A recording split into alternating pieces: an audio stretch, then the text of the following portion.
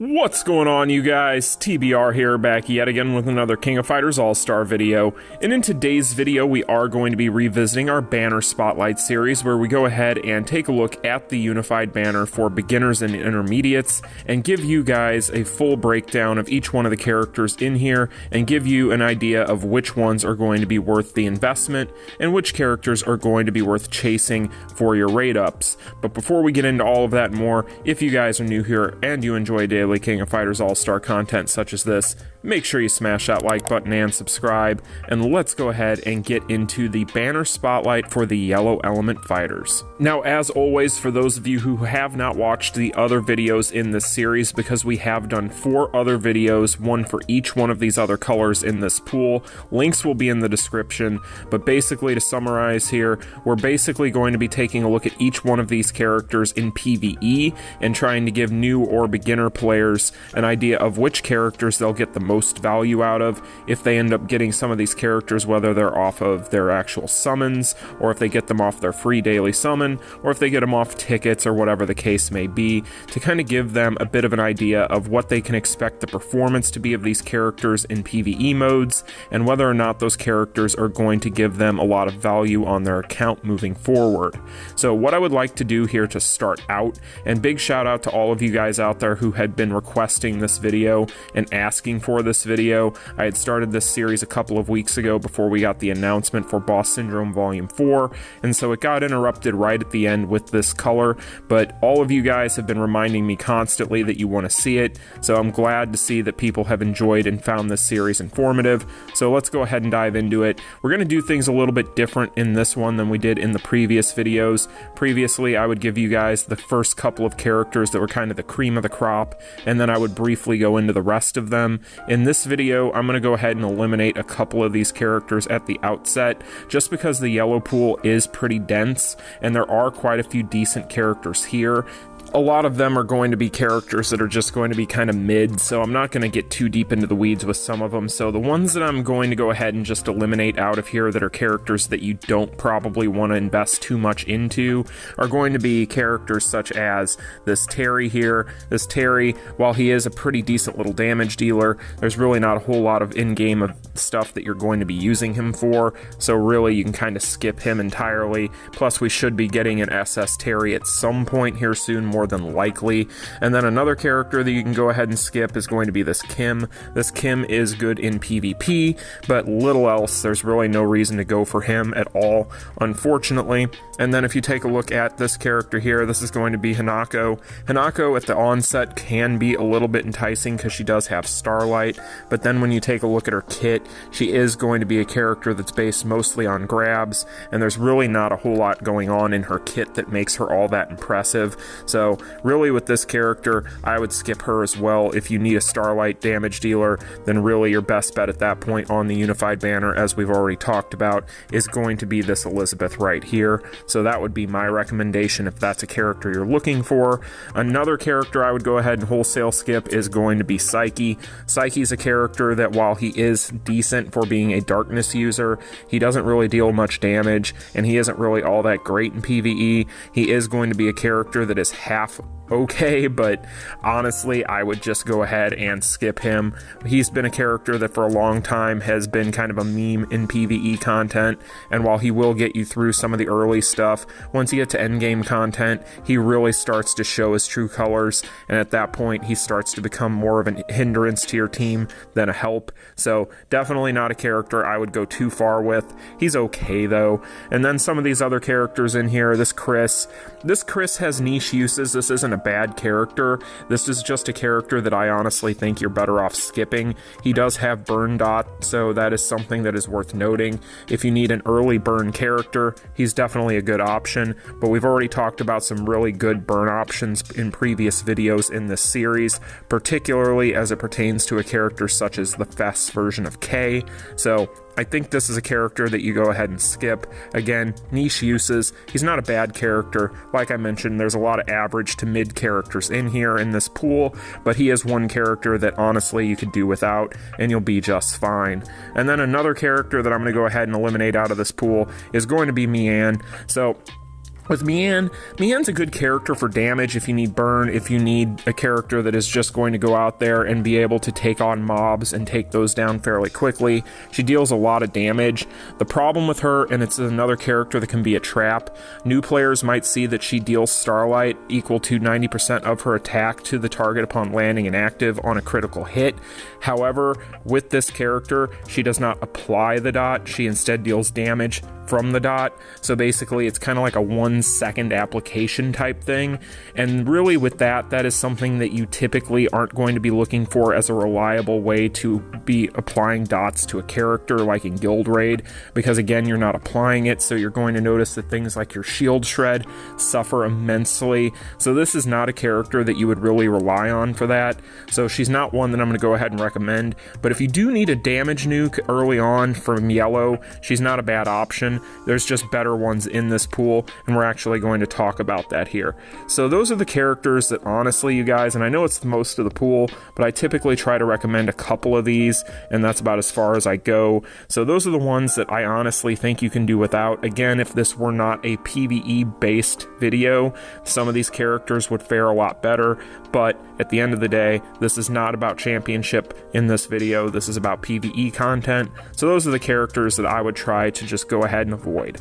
So with all that being said, let's talk about the characters that I didn't tell you guys not to go for, or the characters that I didn't mention there. And the first one that I want to talk about is, in my opinion, the best character in this pool for new players, and that is going to be Lady Original Zero. Now with Lady Original Zero, this character is basically just your classic damage nuke. There's very little going on when you take a look at her kit as far as things that are going to advance you in a lot of these different game modes. But with this character, the fact is that she is going to be an amazing damage dealer early on for people. She is a yellow attack type, which is particularly important for high levels of Reviving Hell's Dungeon. So basically all of these characters, when you take a look at them, yellow attack types are ones that you definitely want to try and prioritize. If there's any in there that are enticing or are on this list that I would recommend, those are probably the ones you want to take a look at, because later on down the road, when you get to the end game content that is going to be the higher tiers of Reviving Hell's Dungeon, your yellow attack types are definitely going to be necessary. But this is a great little character still to this day. She has great tags as a boss fighter, a Nest fighter, an all-star fighter, and she's a lady. So this character definitely has a lot of uses across a bunch of different teams. She has a pretty good leadership ability that increases your Nest fighters attack by 40% and their power charge rate by 20%. So basically all of the Nest characters, of which we've recommended quite a few in this series, you could basically use her as your de facto leader for them, and she has one of the best leaderships for that particular tag, so that is really good. But the name of the game with her is just pure damage. This is going to be a character that is going to be very good for you just to clear general content, and even when you get into the end game and start getting your fame built up, this is a character that scales amazingly with your fame. So if you build up your yellow element for your fame, this is going to be a character whose nuke damage is only going to get better.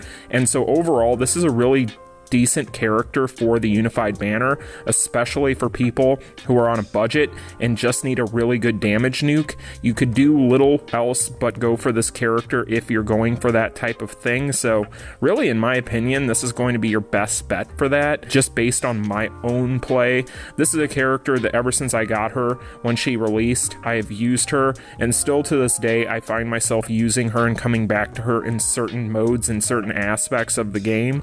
So that should tell you guys something, considering the fact that I have pretty much every limited banner character I could want. So this is a good character. I don't want to oversell her and tell you guys that she's something incredible, but she's definitely a really good character still to this day. Unfortunately, she does lack a 3PG finisher. Lady characters unfortunately don't get those, typically at least, but really at the end of the day, I think that this is the character that would be your best option, because again, I do think that this is going to be a character that over time you're going to keep coming back to if you're a free-to-play or a beginner or intermediate. So that is going to be the first character I'm going to recommend. Really like this character, and definitely not perfect, but still a great unified banner choice nonetheless. So the next one I want to talk about is going to be a character that Largely, he's kind of become outdated. He is a very good leader and a character that you'll find yourself using a ton of times, especially in things like Guild Raid as your leader for some of your other characters. But basically, the next character I want to talk about here is Orochi Iori. So I'm not going to lie to you guys, Orochi Iori is very outdated. He is one of the original Fest characters that we had in the game, but he does still have a lot of usefulness for general new players and beginners out there. So basically he is going to be a yellow attack type, again, very good for high levels of RHD. His leadership ability is really what's important though. He increases your attack type fighter's attack by 60% and decreases their defense by 10%. He's also going to have tags that are going to be Boss Fighter and Orochi Clan as well as attack type. So he has some really good tags as well, but that leadership ability cannot be understated. There are going to be a ton of veterans out there that could tell you that this is one of the characters that carried us through a ton of this PvE content for a very, very long time because of that leadership ability alone, because basically he became the de facto leader for attack type teams for a very, very long time, because that 60% bump is going to be able to get you over the hump in a big way in a lot of different contents throughout the game, especially in things such as Guild Raid. You can go ahead and use budget teams, especially against Omega Rugal, and go ahead and use him as the leader, and then use maybe like a Goenitz or whatever characters you deem fit to be on the team with him, whatever you've got, and he is going to help them out in a big way for their shield shred and so on and so forth. So this is a really good little character. The problem is his general overall kit, despite the fact that he has had a buff in the past, isn't anything overly special. At this point, he's just outdated. Again, he is very old, and so therefore he is going to be a lot less built for this new content than a lot of these other characters. But this is a character that is in a weird position. He's one of those characters where really the reason why you'd want him is just to be your leader most of the time. Now, he does have a designated option card and finisher as well, a 3PG finisher that is, so he does have plenty of support out there on the unified card banner, but the problem again is he is just outdated, so there's really not much else to say about it at that point.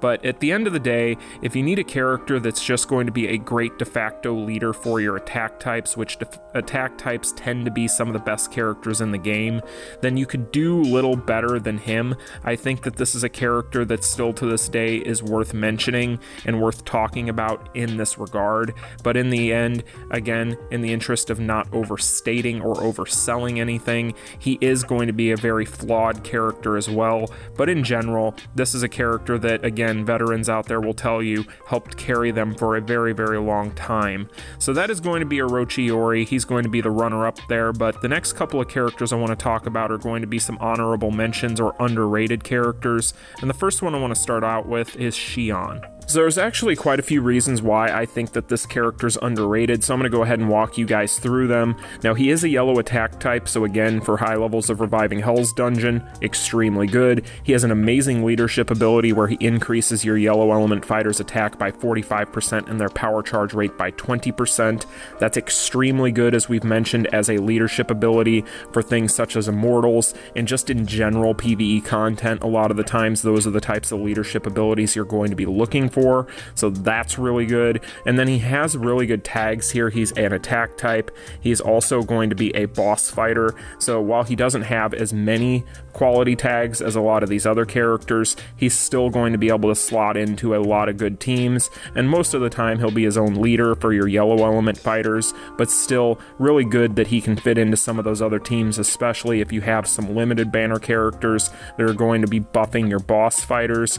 But the big reason why this character is one that you would want is going to be the fact that he is going to be a shock-based unit. Now, shock does come up as a dot that you need for things such as Guild Raid Lunatic difficulty against Nightmare Geese.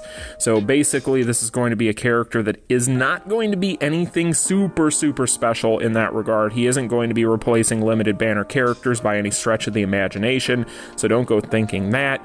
But if you need a really budget option, then this is a it's a decent one, but really this character, the reason why I think he is so good is because he's also going to just be good for general mobbing, general bossing, general PvE content, but really he also has a really good striker ability where he is going to deal shock damage for 7 seconds, so you can use him as a striker for one of your better characters in Guild Raid Lunatic, like we had mentioned as well, if you don't want to use him on the team. The reason why you wouldn't necessarily probably want to use him on the team too often is because he does have explosion on his cores, so basically what that means is he is going to deal a big amount of damage whenever he removes the dot, but he is removing the dot, which isn't necessarily something you like to see in Guild Raid. It can mess up your shield shred, so keep that in mind. It does have kind of a longer cooldown of 15 seconds, but even then, it's definitely going to be something you'll notice as a problem at times, but really this is just a good general overall character. Again, he isn't anything super special, but he is going to have a fantastic typing, fantastic leadership ability, some pretty good tags. He is a striker that is going to give you that shock damage, which is important. He is a shock damage dealer himself. He's going to be really good for mobbing and bossing, and he is just good for general PvE content. Not necessarily a character you're going to be using a ton of the times in some of the endgame content outside of the ones we've mentioned, but he can also be really good in things like Immortals, so I feel like he's worth bringing up here, and a character that I do feel like more people should at least give the credit that he deserves as being a good quality unified banner character, but I digress. So that is going to be Xion. We got one other character to talk about here, and that is going to be Lady Chang. Now with Lady Chang, I don't want to oversell her yet again, like I've said with some of these other characters. I'm not trying to oversell anybody. Again, none of these characters are going to rival the top tier characters in the game. None of these characters are tier 0 for PvE content, but when it comes to this character, she deserves an honorable nod in my opinion because she has a wonderful leadership ability that increases your female fighter's attack by 60% and decreases their HP by 10%. For people who are new to the game, like I mentioned with Orochiori, these types of leadership abilities have been a bit truncated by a lot of these limited banner characters, but assuming this video series is for people who just got into the game and probably don't have much of any of those characters, if any at all, then basically what that means is these types of leadership abilities are going to help carry those people through a lot of content. So that leadership ability alone is really valuable, but that isn't to say that this character doesn't have a lot else going on for her. But if we take a look at the tags, she is going to be an all-star fighter, a lady fighter, as well as a defensive type and a female fighter. So she has some pretty good tags in there. Nothing too crazy, but she does have some good stuff going on in there. And then she is a yellow defensive type, which really doesn't get called for much, so that isn't really worth noting. But when it comes to her overall kit, this is going to be a character that's kind of a walking stun stick. This is a really good mobbing character in general. She did get a rework recently, or at least in recent history, that did help her out quite a bit. So overall with this character, the name of the game is she's going to be stunning the heck out of things. She's going to have a lot of really generous XY axis on some of her skills. She is slow, so keep that in mind, so that's one of her issues of many, but in general, this is a good little character. She also can drop lightning, which is going to be kind of the tier 2 version of the shock dot, so that's really good. That was part of her rework. She doesn't really have much going on for her striker ability, and if you take a look at her cores, she doesn't really have anything in here that is super insane, except for her that 100% chance to reset the cooldowns of all of her actives when she uses her ultimate.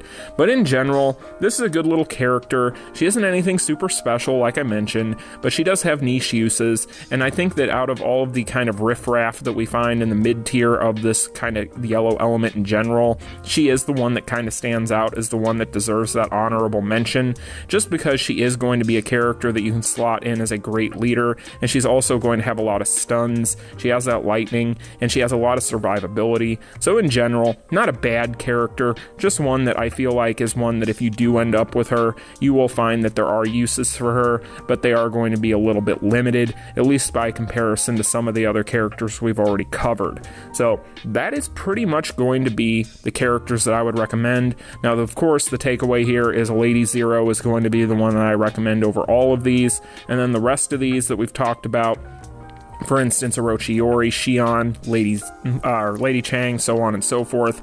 Those characters aren't in any real order, so you can kind of pick and choose from those after that, after you've gotten Lady Zero, which one it is you're wanting to prioritize. But all of them are decent for certain things. Again, this is a decent pool of characters. There's a lot of characters in here. They're kind of in that mid-tier. I'm sorry to anybody who's a fan of some of the characters that I kind of eliminated at the onset, but I genuinely feel like there are better options out there. And again, you don't want to overinvest into a banner like this, especially starting out with those free rubies, unless you really want to hamper yourself and hinder yourself around the times where you get a limited banner or a collaboration, and you'd be better off going for those in most cases. So that is pretty much going to be it for this video, you guys, and it is also going to be it for this series.